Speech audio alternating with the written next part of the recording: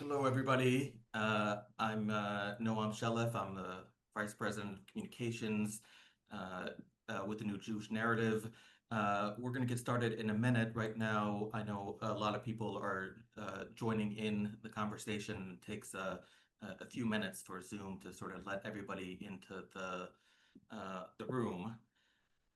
I'm very pleased that we're having this conversation today. I know a lot of us are focused right now on what's going on in Gaza, the latest headlines, and also the violence in the West Bank. But I think I can speak for myself and some of my closest friends that the humanitarian situation in Gaza has been very, very, very top of our minds in the last period. And while that's not a topic or focus of our conversation today, all of us are deeply, deeply concerned with that.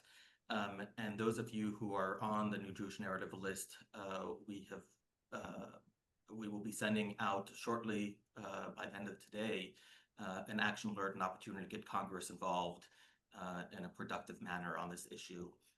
They've broken for recess, and we are hoping to use this recess period to do some organizing and show the support that we have for getting that changed.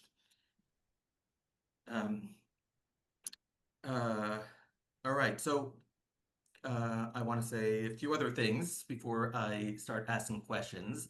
And I want to acknowledge that this is a webinar that came about through a conversation that folks at New Jewish Narrative were having with J-LINK about the need to talk about the opportunities in Syria and what's changing in the region. J-LINK is a very important and dear partner and organization to us, and we're glad we're able to do this collaboration.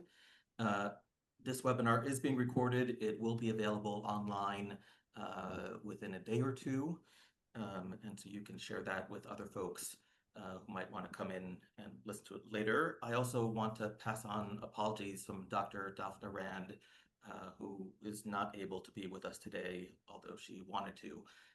I have no doubt that we have plenty to talk about without a third panelist. Nevertheless, I don't want to take the time to do very formal introductions of the two gentlemen that I will be in conversation with here today. They are both remarkable, but I will give a few highlights so that we know who we're speaking about and with. Dr. Samir Altaqi started his career as a medical doctor. He went on to serve in the Syrian parliament and to be an advisor to the Syrian prime minister. He has also gone on to have a career outside of Syria as a thought leader, a person very active in leading think tanks, and somebody who's been very active in track to diplomacy. Ambassador Alon Liel had a very distinguished career in the Israeli Foreign Ministry that included being the top Israeli diplomat in Turkey, being the ambassador to South Africa, and being the Director General of Israel's Foreign Ministry.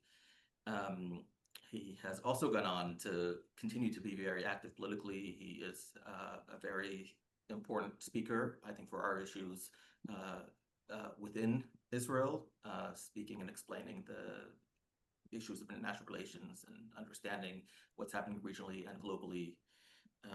And I would also say a strong moral voice for what's right within Israel.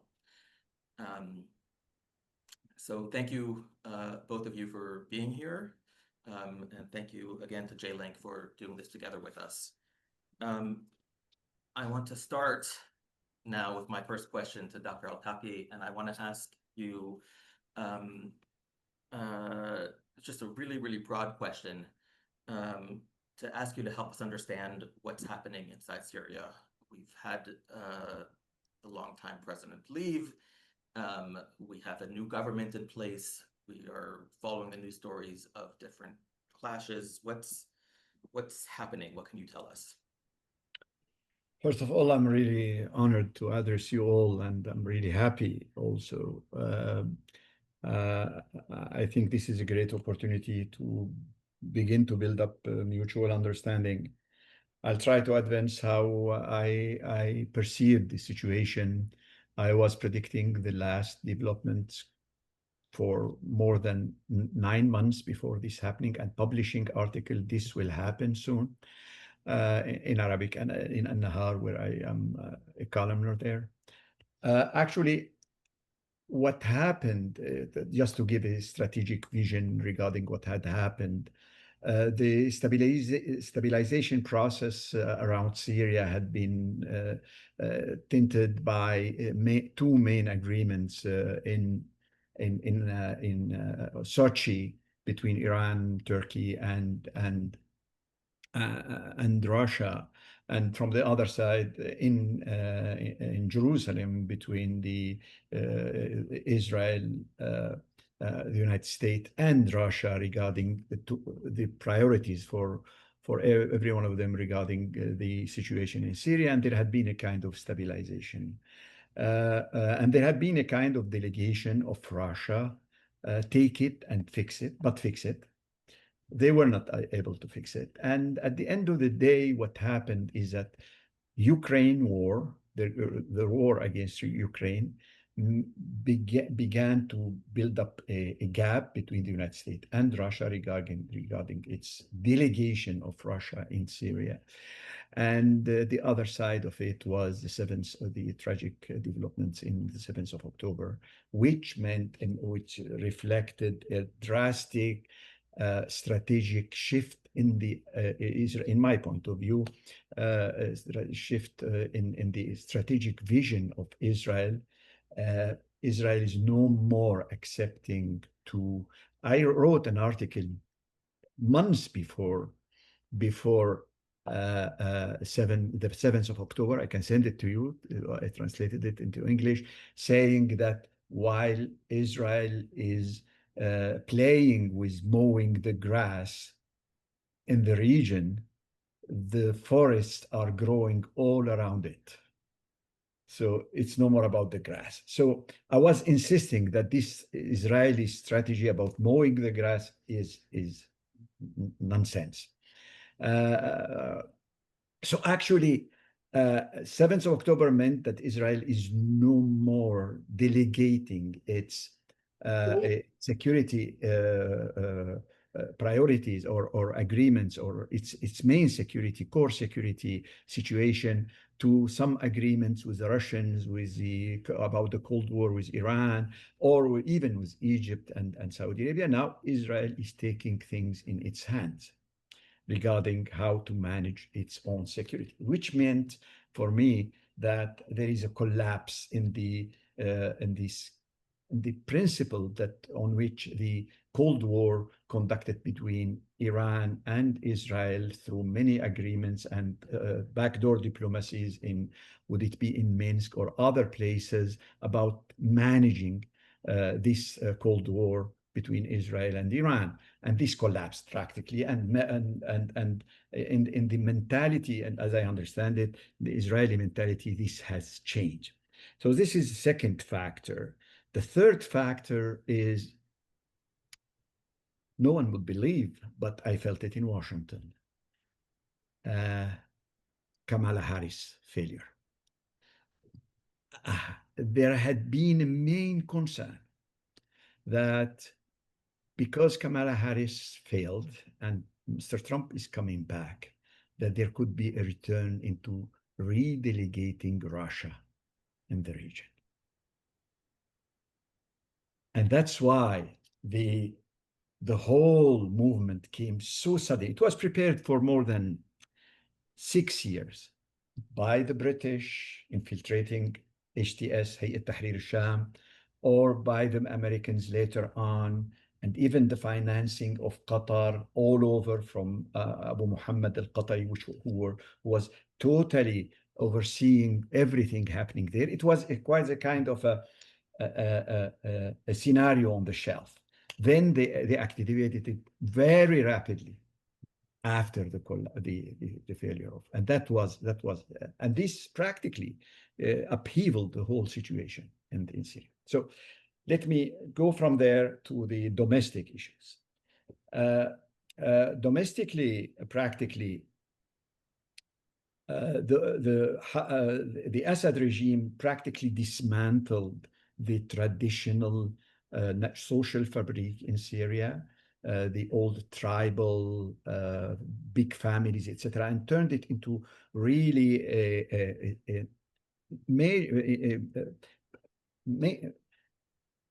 mainly an urban society to a large extent, and turned the whole paradigm, regarding the social dynamics into a totalitarian regime.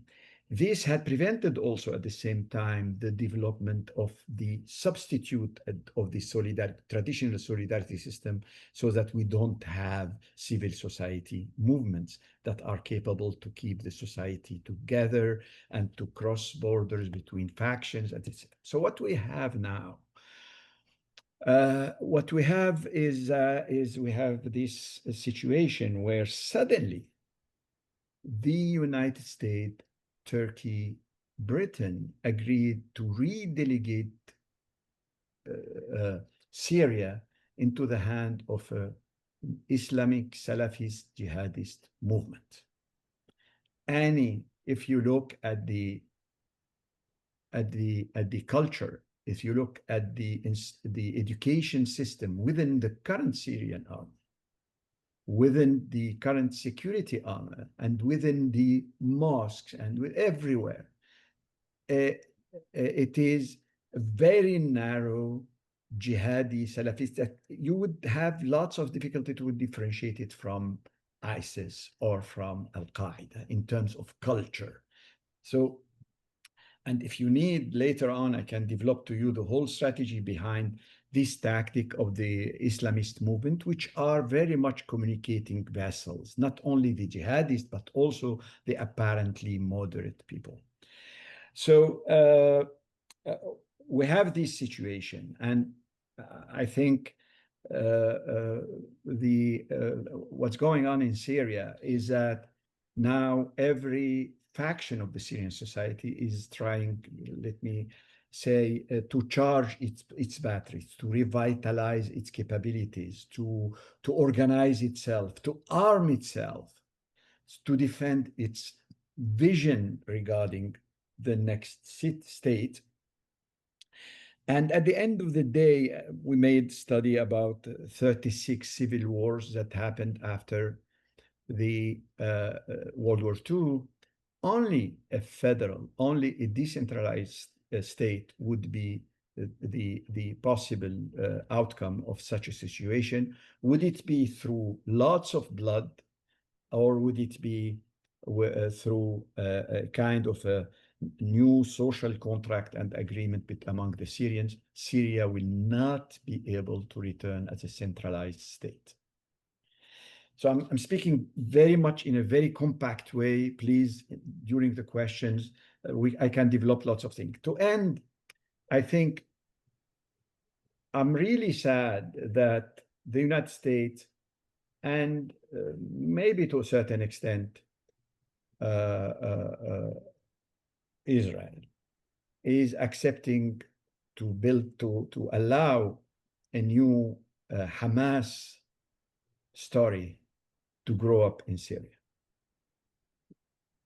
So that's why I think the main strategy that I wrote already to Iyad,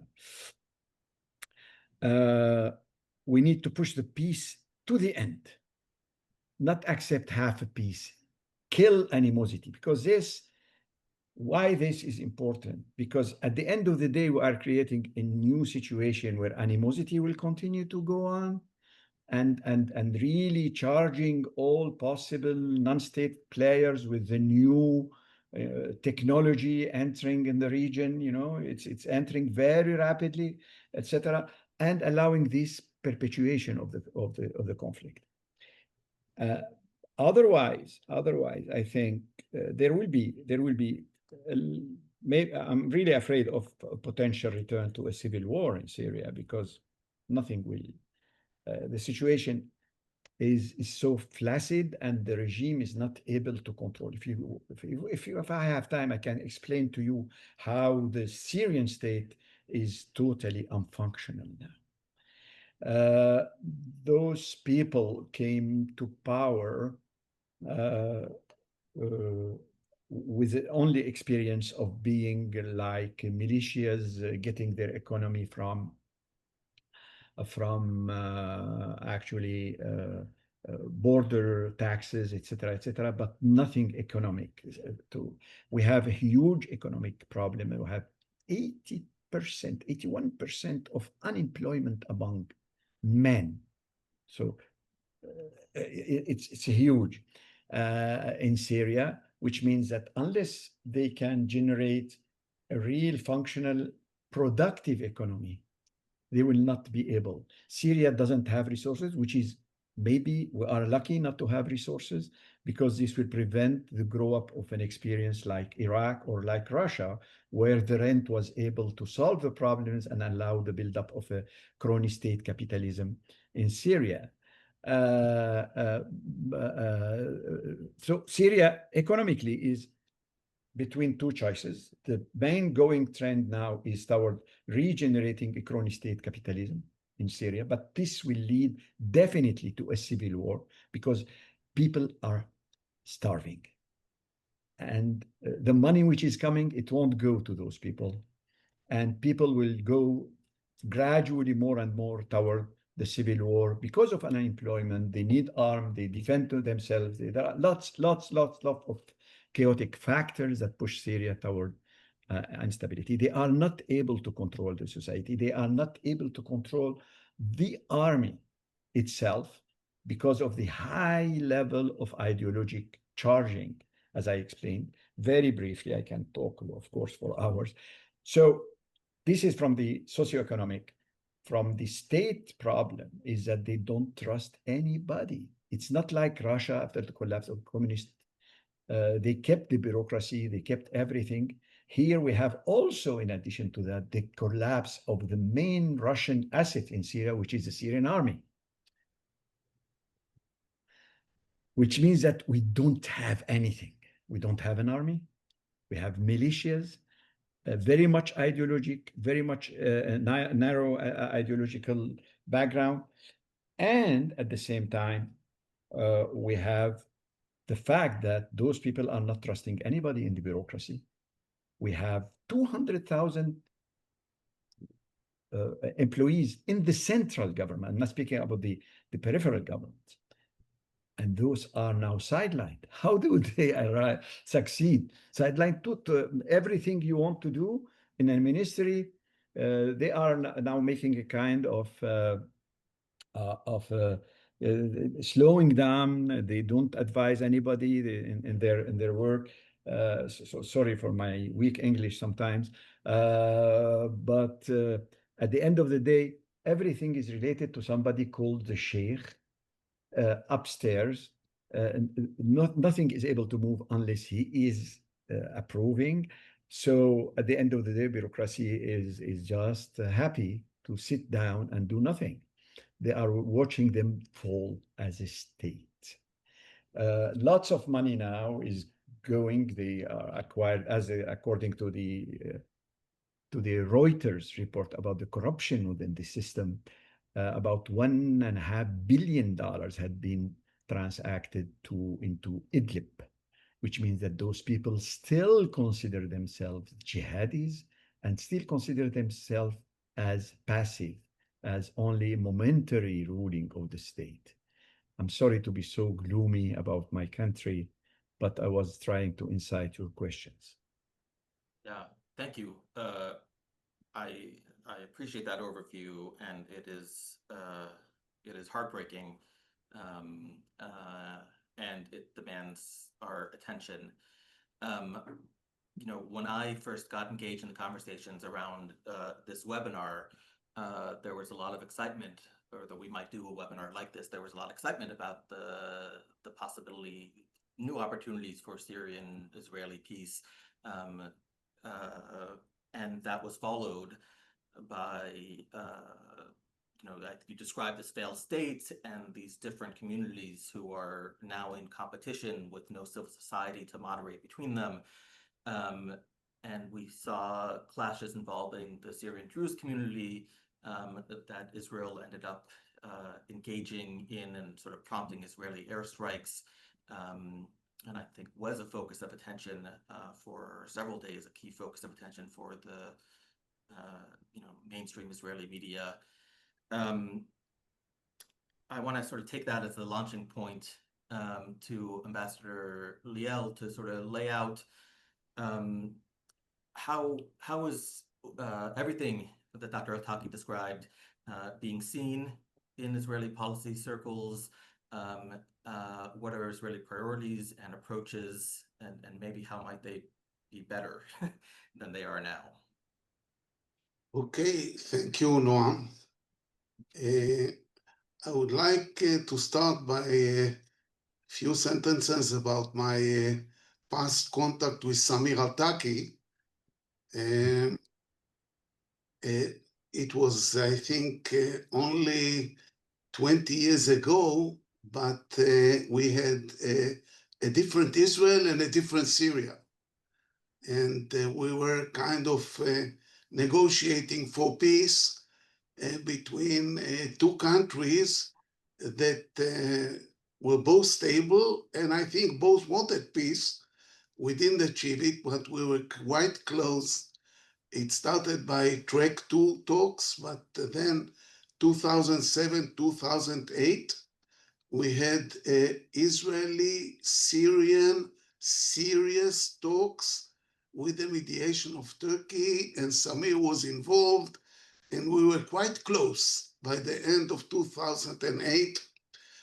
But we're speaking on at least a different Israel, and from what you just heard from Samir, it's also a different Syria.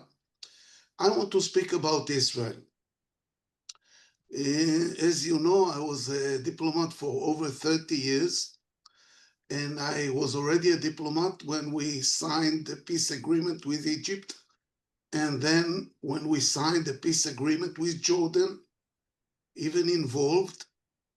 And it was an Israel that, first of all, aimed at peace, aimed at becoming part and parcel of the region, and very much wanted stable countries around it, because we thought that with peace policy, these countries will end up being friendly to us.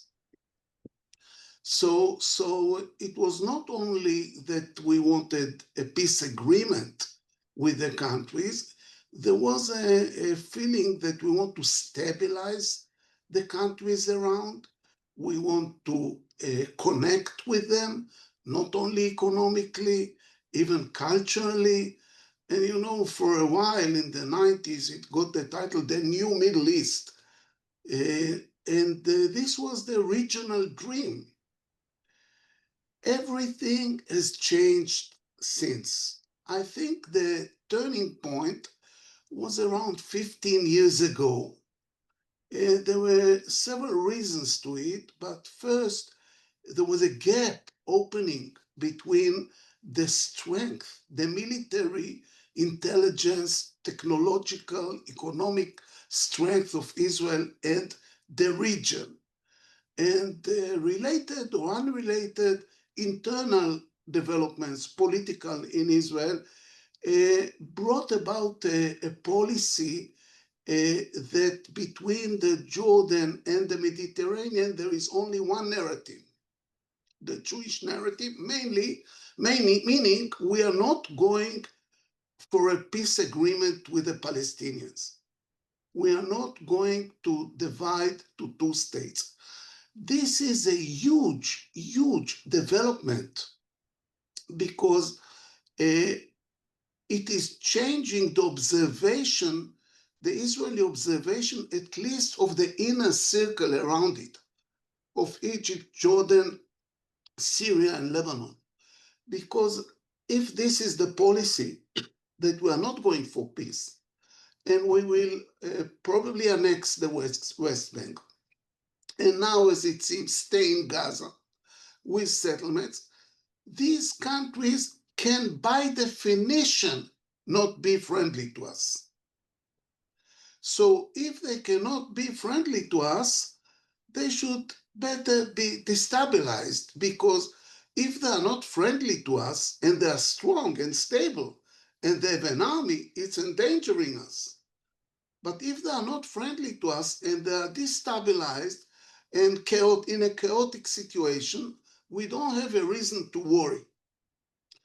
So when I see what's happening around now in Gaza, in the West Bank, in Lebanon, and in Syria, for this government of Israel that is still not aiming at peace with the Palestinians, and even if we will destroy Hamas, we are not going to speak with Abu Mazen because we can give him nothing. There is no intention to give him nothing. For this Israeli government, it's much better to have a chaotic Syria, a Syria that is not functioning. I'll come to the American angle in a moment, because it's not the American interest, as you know and see.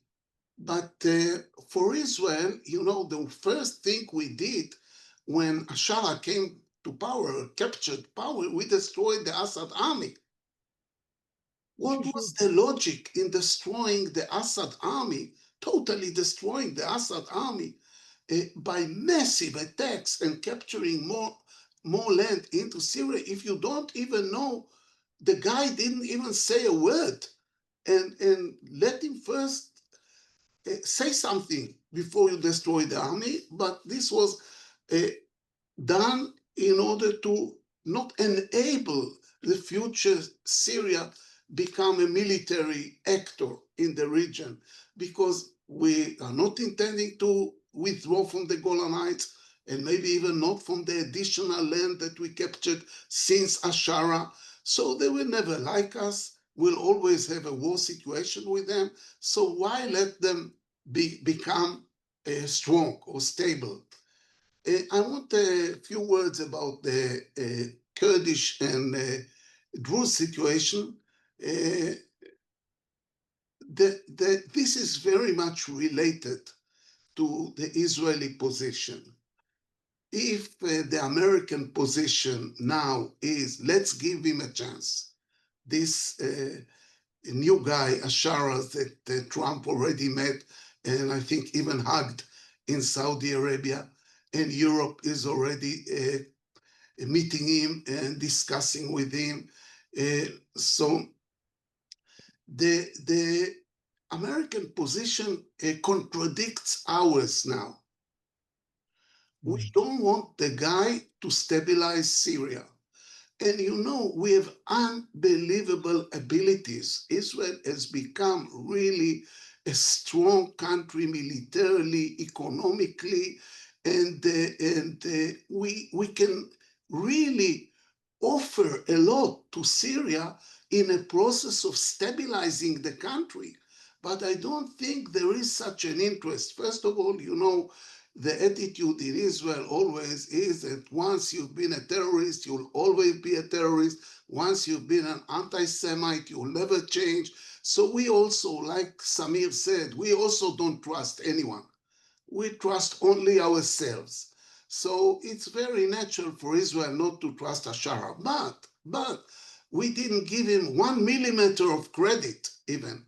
And even now, when the world is seeing him as a certain hope to build a central regime in Syria, and is ready to help, and especially the United States, but also Europe, because a disintegrated country, a chaotic country, in addition to have chaos in Libya and in Lebanon and in maybe soon in Iran and in Iraq, the world doesn't want a chaotic Middle East.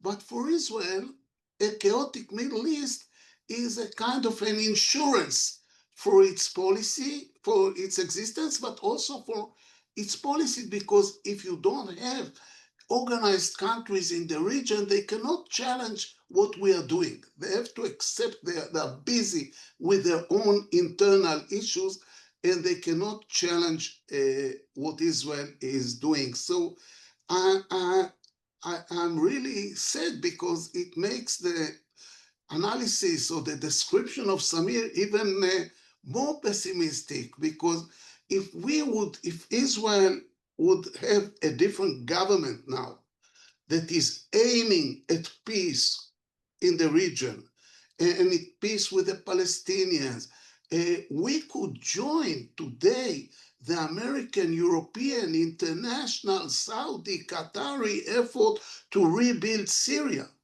But if we still play as a negative force here, and we will not allow the situation to stabilize, and we'll analyze later also the Druze situation, I'm afraid that we are headed toward a scenario of chaos inside Syria that I think in the long run will cause us damage.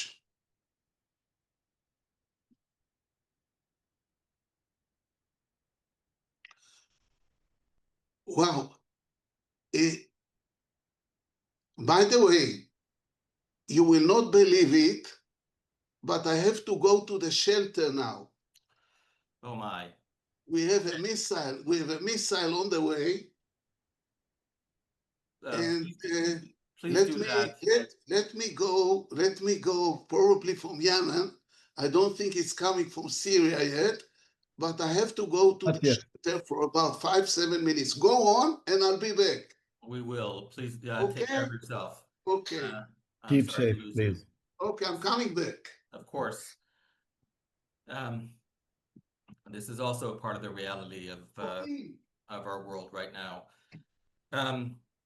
I want to, we have a couple of questions coming in. I want to encourage more people to put their questions in the Q&A section, and I will weave them into the conversation. If not, I have the benefit, the privilege of the questions I want to ask. And with that in mind, still, Ambassador Liel left us with sort of this dark trajectory that we're on in terms of the various forces that you described, Dr. Altaqi, in Syria, and sort of what's been destroyed in Syria, put together with the strategic mindset of those who are currently in power in Israel. And I want to challenge you, Dr. Altaqi, to sort of lay out the sort of best case scenario for the near term, for the next 6 months to a year. What might we hope for, or what might happen that would be indicative of positive change? Yeah, it's a deep question. I think the best scenario is we need to understand now that Syria is a space of competition between 4 main forces. We have Israel, Turkey. Turkey is still having a major impact on every decision, even at the micro level in Syria. They are ruling Syria. But the chaotic situation, let me say, they are not controlling Syria. And of course, I've been told, frankly, by many strategic people in Ankara that actually what we need is a Syrian, Turkish, some other Arab countries coalition against Israel. So you see this animosity, which is genuine, let's say. So there is this, I think Saudi Arabia also with the results of the visit of Mr. Trump to Saudi Arabia and to the United Arab Emirates. And actually, we have also at the same time Europe. This is the 4th power, which is now competing. I think if we manage to empower or allow the role of the Arab Gulf countries, let's say Saudi Arabia, United Arab Emirates, to have a certain role in the how you say, in the reconciliation and in the healing of the situation in Gaza, in Lebanon, and in Syria, which is now Mr. Netanyahu is not accepting. He doesn't trust anybody. But I think a deal with Saudi Arabia regarding how its role, her role would be done, and the kind of distribution of labor will allow the neutralization of this competition between Israel and Turkey, and allow also to assimilate the European role, which the Europeans now are rediscovering the importance of their. Previously, during the Cold War, they neglected their relation with the South Mediterranean. Now they think they need to return, especially after the the fragmentation maybe of the NATO, etc. I'm not going on this analysis, but it's obvious. That's why how we can understand the role of the United States and France now, and Germany is answering soon to the so we have. So the best scenario is to push, to allow this role, which is Saudi Arabia is trying to do, which is mainly built on getting out of all the conflict, what I call the regional civil war. We have a regional civil war where rights are no more important. What's important is peace. That's the rule in a regional civil war. We can develop this later, maybe in a later dialogue, but right. The vision that I work in the Gulf. I did have a think tank advising the Gulf states, and for more than 10 years. So I know that their mentality now is to disengage with the conflicts in the region and try to push things toward more peaceful, more prosper situation.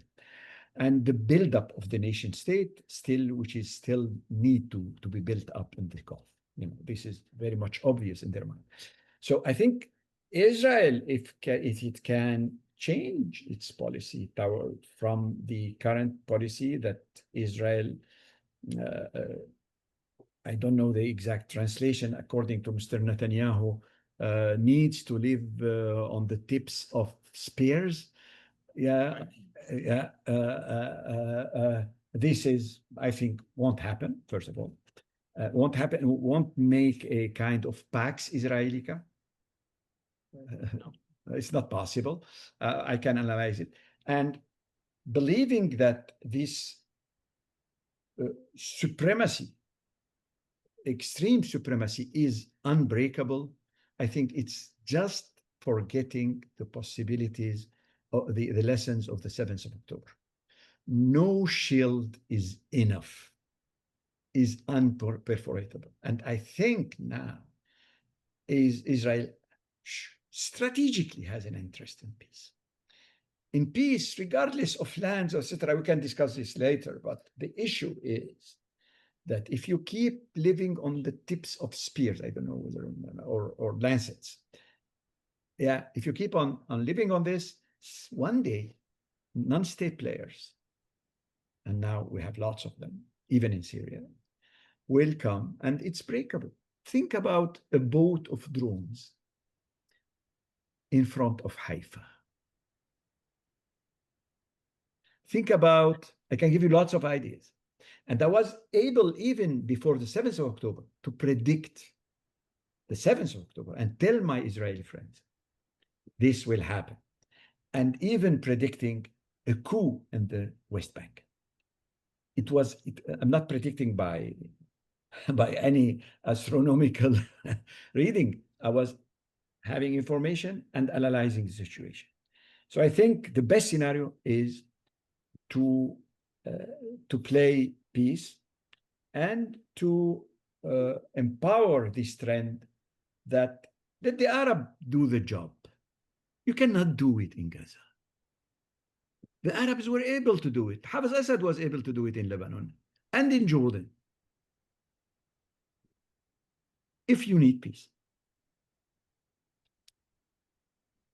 Thank you. Thank you for sort of saying some of what's on the positive side, or what might be possible with a different, with the shift of mentality and approach.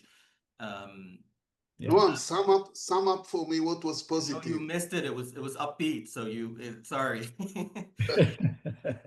No, I think to sum it up, I will in short, what I found really powerful in there is that there are forces in the region that are trying to create a different type of arrangement that are trying to build stability coming out of Saudi Arabia and the Gulf, and that those forces need to be empowered and unleashed. And in a best case scenario, and the end of that conversation was bringing them in to help stabilize Gaza. That is the path towards creating a stable Middle East, where it's possible to thrive and not be in a competition about whose state is the biggest failure. Okay, sorry I had to run, but I'm glad to see you back. Tell me, you downed the missile? Yeah, the missile from Yemen was intercepted, and I could and join you again. Yeah. I think in the last 21 months, I was in the shelter something like 60 times. So, and we are still having the upper end, so imagine. But I would like to go on, Noam, if you want to ask the question, please go ahead. Yeah. Well, let me, one of the things that Dr. Altaqi spoke about were the different powers outside of Syria that are having influence. So we talked about Saudi Arabia and the Gulf, but we also spoke about Turkey and the EU. And I want to draw on your expertise in Turkey and Israeli-Turkish relations, and talk about how Israeli-Turkish relations are impacting what's going on in Syria and Israel and Turkey's approach to Syria, and how that might change. Again, with an optimistic note, what is the best that we can hope for in terms of how that might change? Yeah, so let me also try to move to a more optimistic mood. Really, I think Israel will soon hit the wall, the international wall. What we do these days in Gaza cannot be acceptable to the international community.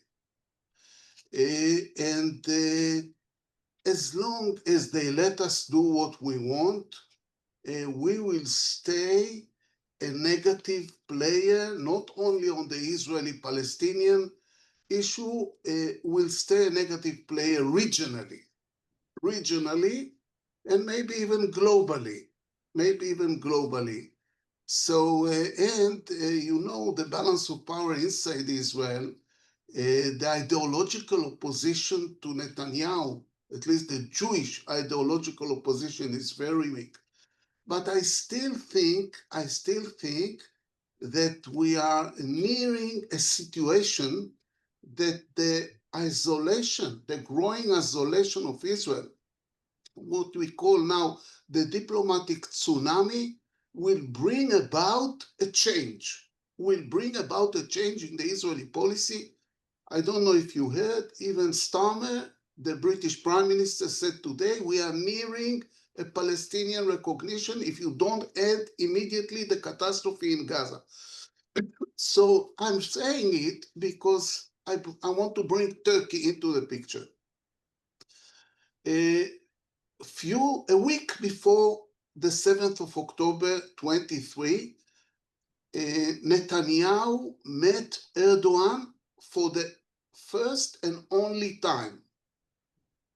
They met a week before the war, and they decided to invite each other and to normalize again the relations. We have diplomatic relations, but to revitalize them and so on. The war brought a total collapse in the relations between Israel and Syria, to the point that Turkey today is a hostile country to Israel, and vice versa. It's much easier for us to meet the Syrian foreign minister than to meet the Turkish minister, although we have diplomatic relations with Turkey. And I think Turkey, by being so involved in the change in Syria, and by being maybe the only serious military power besides Israel in the immediate region, if we could renew the dialogue with Turkey, it can be very helpful in rebuilding Syria. Here, the approach of Turkey is more like the international approach, that Syria should stay a sovereign country and should stay stable, and it's very different from our approach, in which we announce that we will never withdraw from the Golan Heights, and we annex the Golan Heights, and the Americans recognize the annexation of the Golan Heights.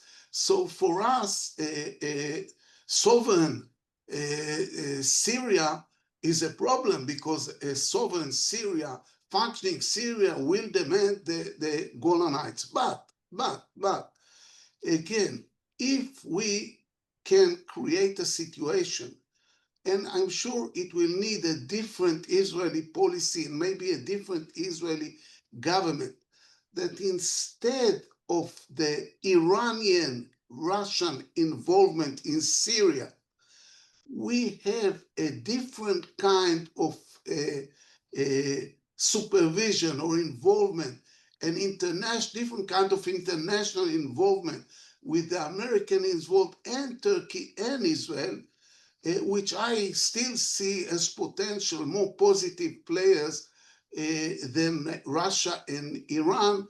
I think if we could create a Turkish-Israeli balance on the Syrian situation. By the way, Turkey has the northern part, the Kurdish part, under Turkish control. And if Turkey will go out, it will force us in a way to start discussing our withdrawal from Syria. First from the additional territories we took, and maybe also the Golan Heights in the future, even if it will take maybe decades to arrange. So I think the end of the war in Gaza, that can also mark a new beginning to our relations with Turkey, can be very meaningful for Syria. And if Israel and Turkey will coordinate with the Syrian regime the stabilizing of the country, and the Israeli and Turkey armies will kind of ensure the security of Syria, I think it can give hope. I still don't see this possible as long as what's going on in Gaza is going on, because Turkey will not speak with us, will not meet us, as long as Gaza is starving. But once this is over, we can change the situation. I want to say a few words on the Druze, unless you want to move to Samir with another question. Hold that for a moment, because I'm conscious of the time, and up till now, I've been feeding my own questions, and we had a flurry of questions come in. And so what I want to do, there's definitely some themes in them. So what I want to do is lay out some of these themes that have come up in the questions that we have, and then give each of you a few more minutes to talk about your reactions to these. And I think all of us would benefit, Ambassador Liel, from hearing some perspective on the Druze situation that is really a factor, I think, in Israel and sort of across that Israeli-Syrian border. So the questions, I think, fall into a number of themes. One, there are concerns both about how Syria is currently functioning, to the extent that it is, And I think we spoke a little bit about some of what might be done to stabilize the country, but that's a concern, I think, for this audience. There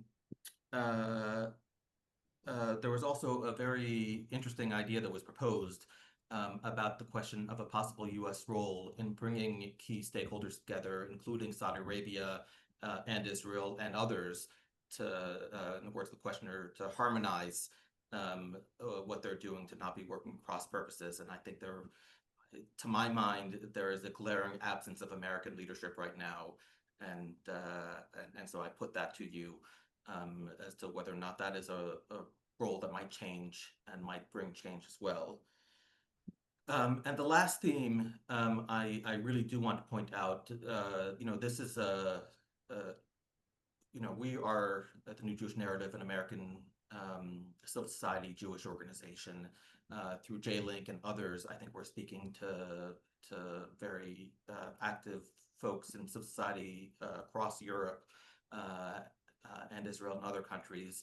And I want to put out the challenge of give us a challenge, give us a charge. What can we do? What might we do? How can we be a force for good, given all of the dynamics that we've been speaking, about, many of which point us into a bad trajectory. So that's a lot to throw out there, but Dr. Altaqi, I'll turn to you first and then give Ambassador Liel the last words. Which one of those questions would you like me to reply on? Everything? You are greedy. Okay. Yeah, I'm not answering that. Yeah. Now Syria is, for a certain moment, there had been a euphoria in Syria. But we need to take into account that Sunnis in Syria are not a coherent structure. We have in Syria, and unfortunately, Israel never addresses this situation where Syria is not those hooligans all over the scene. There is there is a majority of Sunnis, Christians, Alawites that do not identify themselves according to their religion or according to this version of a religion. And so actually this euphoria now gradually is fading out in Syria, and fading out because from one side, the corruption, which is beginning to flare up just like in Russia after the Soviet Union. The second is that they are understanding that the whole culture of Syria as a secular country is collapsing because they are changing the curriculum, or destroying all statues that are represent even an 10th century poet who used to be Shia. So it's a total fanatic culture going on, unleashed. Even I don't know whether a Sharia knows about or is in control of this or not, but at the end of the day, this is happening and creating lots of fear of the potential radical changing of the Syrian identity as a secular cohabitation of different entities, and this is becoming a major burden for Syria, and also major concern for the business society in Damascus and Aleppo. I'm from Aleppo. I'm from industrial textile family, so I know the pulse there. So this euphoria is subsiding now. The failures, the corruption of the family, as I said, the Reuters report this is a very small sample of what's going on in Syria in terms of, and this will not build Syria unless you bring the Syrian bourgeoisie, the Syrian business society, productive, not the oligarchs, the productive business society to build up. You will not solve the unemployment problem, market problem, etc. So this is my, let's go to Saudi Arabia. I would like to attract the attention of my friend Liel, that Saudi Arabia also sees that, and the Gulf states, that if Turkey controls Syria, this means it will control Jordan, it will control Lebanon, and maybe partially Iraq. And this is not convenient. And Saudi, as you know, so we can invest in this. So in my point of view, that's why I'm trying to encourage a kind of a role for Israel to accept a certain role in Gaza of the Arabs for many reasons. I can discuss it later. But for Syria, it's not sufficient that Israel makes a deal with Turkey. It will not stabilize, because then the Arab element is very cautious, very discreetly, but very cautious, and even more than cautious. Yeah, this is very important. The last thing, what we can do, this is very important.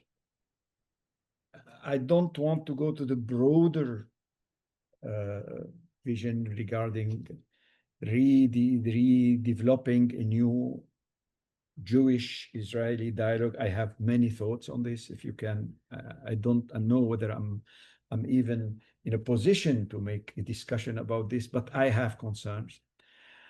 You need to regenerate the Israeli dialogue, to remodel the discourse, because it's dangerous. But regarding Syria, I think we need to keep both scenarios open. One scenario is whether Ashara will be able. We would like him to succeed. It would be a catastrophe for Syria not to succeed, because it means lots of blood, disintegration, and maybe later on, after many years, able to reunify the country, like Bosnia and Herzegovina or many other examples. The problem for me is that those non-state players now are growing in Syria, and they are charging. And new technologies do allow lots of asymmetric tools to work. Look at Ukraine. Look at many places, other places. So gambling on chaos is just naive strategically. So now what we can do from one side, as I said, what if he succeeds? Okay, we need to push him to a full peace. There are many scenarios that even I discussed very superficially with Liel, Alon, and about solving the problem of the Golan, etc., etc. There are lots of it, and this also is very much linked to Saudi Arabia. Syria will not go into a full peace with Israel unless there is a solution regarding the integration or a kind of beginning of normalization of the relation between Saudi Arabia and. So Syria will be behind or parallel to Saudi Arabia. So in this respect, I would like to say that the do-nothing scenario, allowing chaos, is very dangerous for Israel, because you cannot control. You are not able even to control Gaza. And you think you can tame those radical people? So pushing them toward a full peace will, it would be a miracle. I was thinking about it. If we can disengage Islamism from the anti-Israeli anti-Semitism, because this will, undermine totally their message. Thank you. Okay, let me tackle the same issues, Noam. Okay. I want to start with the regional issue. Israel is much more dependent on the United States than 2 years ago. Yes. The world is gradually dropping us. The Abraham Accords are not empty of content and have no momentum. Europe is dropping us. I guess other countries, Canada, Australia, on the way. And we are very, very dependent on the Americans. Now, the most important, the number one priority of Israel in its foreign policy is no Palestinian state. If Trump gives us support on this, on no Palestinian state, he can take almost everything he wants from us on Syria, except two issues. One, he cannot take the Golan Heights. The Golan Heights now are a high priority, not having a Palestinian state. And two, he will not be able to force us to drop the Druze community. The reason is that the Druze community is having a leverage, an internal political leverage in Israel. The Druze community, although not being a big community, I guess about 150,000 people, they serve in the army. They fought. This week, another Druze officer was killed in battle in Gaza. We owe them. It's called in Israel a blood alliance.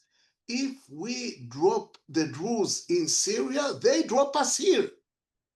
And it's already explosive because they are not first-class citizens in Israel from the point of view of legal rights. We have the nation-state law that is